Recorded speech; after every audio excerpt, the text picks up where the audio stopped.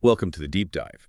Today, we're really getting into it, a proper deep dive into Brené Brown's The Gifts of Imperfection. You've flagged this as a key source for us. Yeah, it's foundational stuff. And Brené Brown, she isn't just guessing here. She's a research professor, University of Houston. We're talking decades studying, well, the tough stuff. Courage, vulnerability, shame, empathy. Right, and what makes her work so compelling, I think, is how she mixes that solid research with really personal human stories. Exactly. It's like Yeah. it connects the head and the heart, rigorous work, but incredibly relatable. So our mission today is to really unpack her guideposts for what she calls wholehearted living. Consider this your guide to understanding this powerful alternative to just chasing perfection all the time. And that's key understanding what she means by perfectionism. It's not about healthy striving or, wanting to do well. Okay. So what is it then? She defines it as this self-destructive belief system. It's all driven by fear of shame, fear of judgment, blame. The thinking being, if I look perfect, act perfect, Yeah. am perfect, then maybe I won't feel those awful things. Precisely. It's like this 20-ton shield, as she calls it. You think you're protecting yourself from getting hurt, from being vulnerable. I know, but there's always a but. But the shield ends up blocking out the good stuff, too. Yeah. Connection, joy, real living. It actually prevents you from being truly seen. Yeah, so it's a trap. Okay, so what's the alternative she offers, this Oh. wholehearted living? Yeah, and it's not some vague concept. It's grounded. It's about finding the courage to be imperfect. It's about setting boundaries. Boundaries, okay, important. Definitely. And allowing ourselves to be vulnerable, Yeah. practicing self-compassion, huge one, and nurturing the sense of worthiness, that feeling of, being enough, just as you are. I am enough. That lands powerfully. It sounds simple, but it's not easy. Not always easy. No, it's a Yeah. practice. And she lays out these 10 guideposts to help navigate it. They're the core principles. Okay, let's dig into them. Guidepost number 1, cultivating authenticity and letting go of what other people think. Right. And this isn't about being like rude or not caring about others. It's about stopping that constant calculation. So what do they want me to be? Game. Exactly. Trying to please everyone, it's exhausting, first of all, and totally impossible. So authenticity, in her view, is about what? Making choices based on you. Based on what's true for you, your values, your feelings, not performing for approval. She asks this really sharp question. Yeah. Am I being authentic right now, or am I performing? Oof. That one makes you stop and think. It really does. Okay, authenticity first. Then, guidepost 2, cultivating self-compassion and letting go of perfectionism itself. This is such a crucial distinction she makes. Perfectionism versus striving for excellence. They sound similar, but they're worlds apart. How so? Excellence is about healthy standards, growth. It comes from within. Perfectionism, that's all about earning approval, avoiding judgment.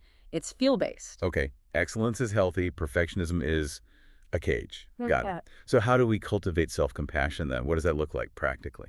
Her main suggestion is, well, deceptively simple. Talk to yourself the way you talk to someone you really love.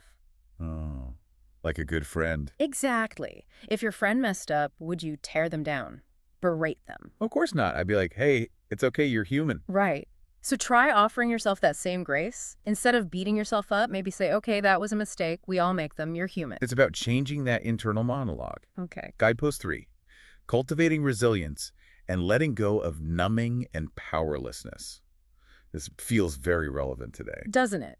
When difficult emotions hit sadness, fear, whatever the temptation is to, well, numb them out. How do we typically do that? Oh, lots of ways. Alcohol, food, excessive work, endless social media scrolling, anything to avoid feeling the discomfort. The quick escape. But there's a downside. Big downside. Numbing doesn't discriminate. You numb the pain, sure, but you also numb the joy, the connection, the good stuff. It dulls everything. So resilience isn't about not feeling, it's about feeling without needing to escape. Exactly. It's about developing tools to handle those tough emotions without resorting to numbing. Things like meditation, getting physically active, creative expression. Or just allowing yourself to feel it. Yes. Allowing the feeling, sitting with the discomfort sometimes, building that capacity. Okay, learning to handle the waves. Guidepost 4 moves towards the positive. Cultivating gratitude and joy, letting go of scarcity and fear of the dark. Yeah, this was a huge finding in her research. People who reported the most joy, they actively practiced gratitude consistently. So gratitude isn't just a nice feeling, it's like A practice that builds joy. It seems to be strongly correlated, yes. It helps counteract that scarcity mindset. Ah, the feeling of never enough. Never enough time, money, love. Right, that constant sense of lack. It really kills joy. Gratitude shifts your focus. You start noticing what you do have instead of just what's missing. So how do we practice it? Like, practically. Keep it simple, maybe a gratitude journal, sharing something you're grateful for at dinner, or just pausing during the day to really appreciate something small. Training your brain to see the good. Okay. Guidepost 5. Cultivating intuition and faith. Letting go of a need for certainty. This one hits perfectionism right where it lives, that desperate need for control, for guarantees. Which life rarely provides. Certainty is elusive. Well, elusive. Trying to eliminate all uncertainty is just exhausting and anxiety-provoking, so intuition comes in here. That gut feeling. Gut feeling, yeah, that inner knowing, learning to trust it, even when you don't have all the facts lined up perfectly. It's not about ditching rational thought, though. No, not at all. It's about integrating it, listening to both your head and your gut, trusting yourself to navigate the unknown. Okay. Trusting your internal compass. Guidepost 6. Cultivating creativity and letting go of comparison. Brown's big point here is that everyone is creative. It's not just for artists with a capital A. Right. Creativity can be problem solving, how you cook, how you think. Exactly. The problem comes when we start comparing our efforts to others. The comparison is the thief of joy thing. Like, why bother writing my story when X is such a better writer? Yes, that just shuts down the impulse, the antidote. Create for the sake of creating. Enjoy the process. Don't tie your self-worth to the outcome or how it stacks up. Create for the joy of it. Liberating. Okay, 7. Cultivating play and rest. Letting go of exhaustion as a status symbol and productivity as self-worth. Ooh, this one's big in our culture. Huge. We wear burnout like a badge of honor, don't we? Bragging about how busy we are, how little sleep we got. We really do. It's like busyness equals importance. Brown challenges that head on. She argues that play, like actual purposeless fun and real rest, aren't luxuries. They're essential for well-being. So we need to ask ourselves, am I using being exhausted and super productive to prove I'm worthy? That's the core question. Our worth isn't based on our output. We're worthy just because we are. Play and rest honor that. A tough one to unlearn, maybe. Guidepost 8. Cultivating calm and stillness, letting go of anxiety as a lifestyle. Perfectionism and anxiety often go hand in hand. That constant low hum of worry, always scanning for threats. It becomes the default setting. It can, yeah. But Brown says while anxiety is normal sometimes, it shouldn't be our lifestyle. We need to actively cultivate calm. How? What does that look like? Developing practices to center yourself. Deep breathing, meditation, mindfulness, just stepping away for a few minutes when things get intense, building moments of stillness into the day. Intentionally creating pockets of calm. Got it. 9. Cultivating meaningful work, letting go of self-doubt and the supposed to says. Meaningful work for Brown isn't necessarily about having a fancy title or a huge salary. It's about finding purpose and contribution in what you do. Feeling like what you do matters, aligned with your values. Exactly. But perfectionism often brings crippling self-doubt and this obsession with what we think we should be doing, the supposed to says. Those external expectations. I should be further along. I should want this job. Right. So the work here is to define success on your own terms, what feels meaningful to you, and letting go of tying your worth to those external shoulds. Finding that internal alignment. Okay, last one, number 10. Cultivating laughter, song, and dance, and letting go of being cool and always in control.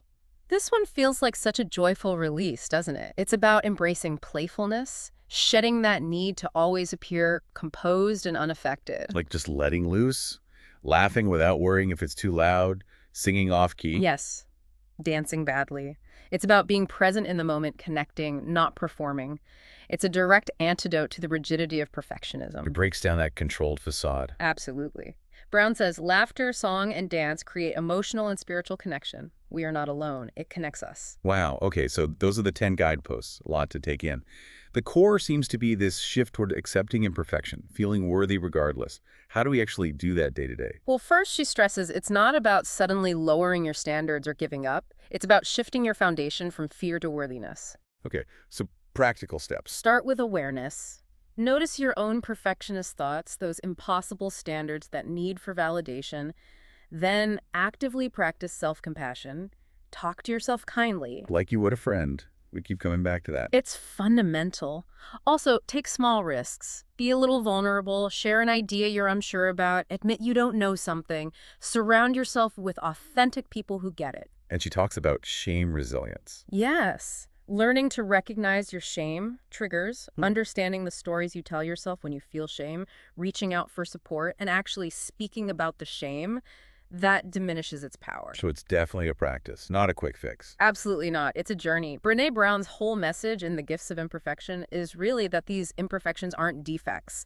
They're what make us human. They connect us. Embracing vulnerability lets us live more fully. That's the idea. Moving past perfectionism opens up a life that's more authentic, more joyful, more connected. It takes patience, self-compassion, courage. But the payoff is huge. Freedom to be you. Exactly. It's not about mediocrity on the other side of perfectionism. It's about the freedom to be fully, messily, gloriously human. A really freeing thought. Eh. So maybe the question for everyone listening is, as you heard about these 10 guideposts, did one in particular really jump out at you, resonate with where you are right now? Mm. If so, what's just one small thing, one tiny step you could maybe take today or this week towards embracing a little imperfection in that specific area? Something to think about. Thanks for taking this deep dive with us.